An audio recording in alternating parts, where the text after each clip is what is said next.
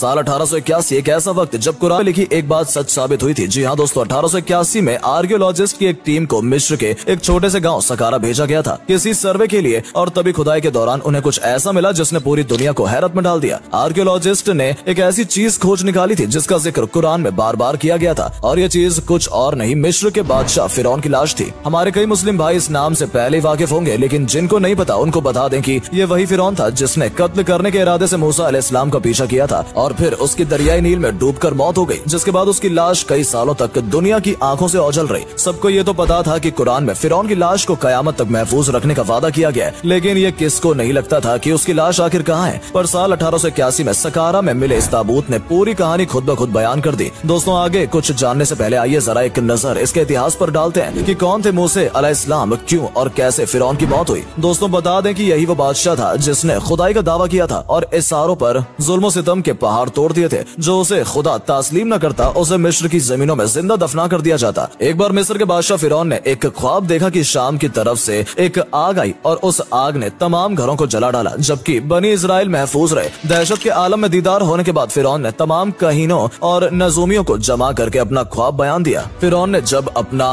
ख्वाब काहिनों और नाजुमियों को बताया तो उन्होंने उसकी ताबीर ये बताई कि बनी इजराइल में एक बच्चा पैदा होगा और उसके हाथों अहले मिस्र की हलाकत होगी। बनी इजराइल के यहाँ भी शुरू से ही यही बात मशहूर थी, लिहाजा इस ख्वाब के बाद वो काफी ज्यादा फिक्रमंद हो गया और साथ ही फिरौन के दिल में भी एक डर सा बैठ गया। ये सब सुनकर फिरौन ने बिना वक्त गवाए हुक्म जारी कर दिया कि बनी इजराइल में पैदा होने वाले तमाम लड़के कत्ल कर दिए जाएं। उसने अपने लोगों को हुक्म दिया कि जिस भी घर कोई लड़का पैदा होता है तो उसको तुरंत कत्ल कर देना। इस हुक्म के मुताबिक फिरौन के हवाली और उसके सिपाहियों ने हर मुमकिन कदम उठाया ताकि कोई भी पैदा हुआ लड़का जिंदा न बच पाए, लेकिन अल्लाह के फैसले अटल होते हैं। देखते ही देखते बनी इजराइल के हजारों जन्मे बच्चे ज़िबा कर दिए गए। फिर एक वक्त वो आया कि जब महल के कुछ सरदारों ने फिरौन से कहा कि अगर बनी इजराइल के लड़कों का इसी तरह कत्लेआम होता रहा तो हमें आइंदा यानी आने वाले भविष्य में खिदमतकार मिलना मुश्किल हो जाएंगे, और फिर हमारे ये कमतर, घटिया और गलीज काम कौन करेगा। इस पर फिरौन ने हुक्म जारी किया कि 1 साल छोड़कर बच्चे कत्ल किए जाएं। पर अल्लाह ताला का करिश्मा तो देखिए, उन्होंने न सिर्फ मूसा अलैहिस्सलाम को पैदा किया बल्कि उनकी परवरिश उसी फिरौन के घर में करवा दी। मूसा अलैहिस्सलाम जब बड़े हुए तो उन्होंने फिरौन को इस्लाम कबूल करने की दावत दी, लेकिन वो खुदाई का दावा करते हुए उन्हें कत्ल करने का मंसूबा बनाने लगा। मूसा को खत्म करने के लिए वो अपना लश्कर तैयार ही कर रहा था कि मूसा अलैहिस्सलाम अल्लाह ताला के हुक्म से बनी इजराइल को लेकर दरियाए नील की तरफ चल पड़े। जैसे ही फिरौन को इस बात की खबर मिली कि मूसा दरियाए नील की तरफ जा रहा है, उसने अपना लश्कर लेकर उनका पीछा करना शुरू कर दिया। आगे दरियाए नील थी और पीछे फिरौन का लश्कर। लोगों को लगा या तो मूसा की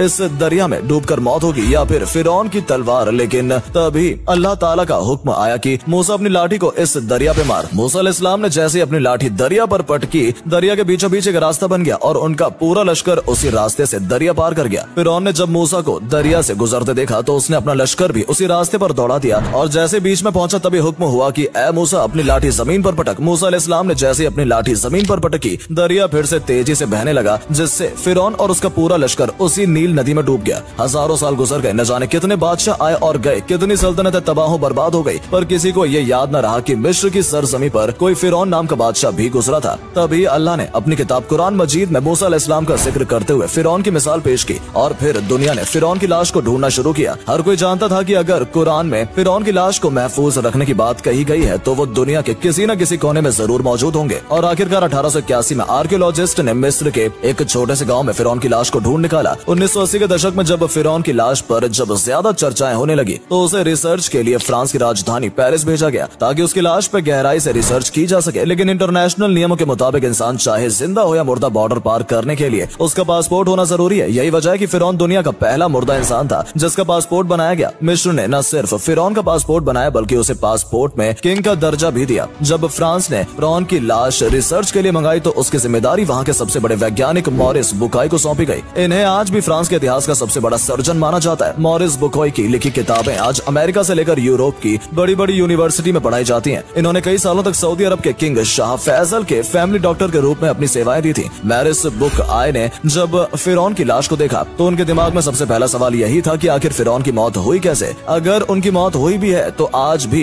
ये इस रूप में कैसे है। अपनी रिसर्च के दौरान उन्होंने देखा कि फिरौन ने पूरे जिस्म में नमक लगा हुआ है। इस बात का सबूत है कि इनकी समंदर में डूबकर मौत हुई है और इसके बाद ही लाश पानी से बाहर आई है। लेकिन अब सवाल था कि समंदर में डूबने के बाद लाश बाहर आई तो आई कैसे और इतने सालों तक महफूज कैसे रही। वो अभी इन्हीं सवालों से घिरे हुए थे कि उनके एक साथी ने कहा कि इसमें में इतना सोचने वाली क्या बात है। मुसलमान तो सदियों से मानते आए हैं कि फिरौन डूबकर मरा था। पहले तो उन्होंने उसकी बात पर गौर नहीं किया, लेकिन जब दूसरे वैज्ञानिक ने बताया कि फिरौन के मरने का पूरा वाकया कुरान में जिक्र किया गया तो वो हैरान रह गए। उन्होंने कहा कि आखिर मुसलमानों को इतना सटीक डेटा मिला कहां से, जबकि फिरौन की मम्मी को मिले हुए बस 200 साल हुए हैं। मॉरिस बुकाई रात भर कुरान में बताए गए फिरौन के उस किस्से के बारे में सोचते रहे कि कैसे 1400 साल पहले कोई किताब इतनी सटीक जानकारी दे सकती है। इस रिसर्च के बाद फ्रांस ने मम्मी को कांच के गिलास में पैक कर वापस मिस्र भेज दिया और मॉरिस बुकाई जिद्दा में होने वाली मेडिकल कॉन्फ्रेंस में हिस्सा लेने के लिए सऊदी अरब रवाना हो गए। सऊदी में होने वाली इस कॉन्फ्रेंस में दुनिया भर के वैज्ञानिक और शोधकर्ता आए हुए थे। मॉरिस बुकाई भी फिरौन पर की गई अपनी इस रिसर्च को बताने के लिए वहाँ पर मौजूद थे। तभी स्टेज पर कुरान की सूरह यूनुस की आयत नंबर 92 पढ़ी गई कि अब तो हम तेरी लाश को ही बचाएंगे ताकि तू आने वाली नस्लों के लिए निशाने इबरत बने। दुनिया में बहुत से इंसान ऐसे हैं जो हमारे निशानियों से गफलत बरतते हैं। इतना सुनना था कि मॉरिस बुकाई मारे जोश के चीख पड़े और भरी महफिल में खड़े होकर सबके सामने ऐलान कर दिया कि मैं आज इस्लाम कबूल करने का ऐलान करता हूँ और अल्लाह की किताब कुरान पर ईमान लाता हूँ। फ्रांस जाने के बाद मॉरिस बुकाई ने लगातार 10 सालों तक कुरान और विज्ञान पर रिसर्च की और ये साबित किया कि कुरान की एक भी आयत साइंस के सिद्धांतों से नहीं टकराती, बल्कि साइंस आज जो कुछ बताता है कुरान ने उसे हजारों साल पहले ही बयान कर दिया है। फिरौन की लाश आज भी पूरी दुनिया के लिए एक